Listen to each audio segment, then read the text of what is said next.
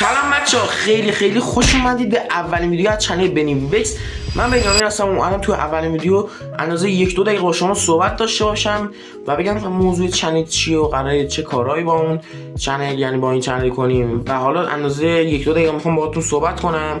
آقا این کانال سرگرمیه، قراره کلا بهتر کنیم، چیزای فان و جذاب و چالشی اینا همه چیه، چیزی که جزء سرگرمی باشه رو داریم و قراره استریم اینا هم بذاریم. و حالا ما یه چنل تلگرامی داریم، لینک پیکاشو اینجا میذارم، حتما برید عضو شید. من حالا چند تا شورت گذاشته بودم، شورت ویدیو البته، و حالا من چند تا گذاشتم بودم بیام یه لانگ هم بذارم، بیام با شما یه صحبت کنم، بگم قراره چیکارا بکنیم.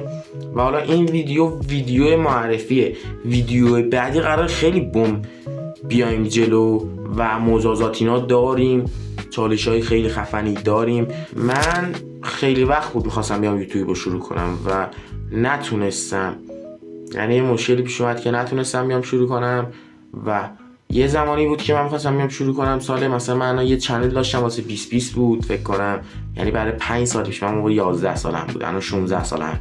و هرکی یه آرزویی داره، من خودم رو تو 20 یه یوتیوبر خیلی معروفی می‌خوام ببینم و این قولو به خودم دادم که خیلی پرقدرت بیام محتوای سالم بذاریم. این از همه خیلی مهمتره. و آقا چیزی که مثلا یه فکر اومد تو ذهنم که بیام شروع کنم یوتیوبو، فقط و فقط به خاطر خندوندن شما بوده. حالا ما یه ویدیویی داشتیم بهتون میذارم بغل مقاله نگاه کنید آخر ویدیو.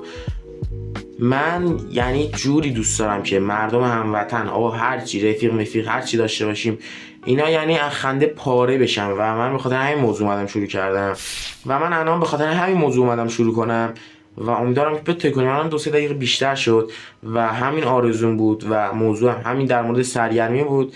و بچه‌ها چند تلگرام گفتم یا نه؟ حالا بغل مقاله میذارم بچه‌ها.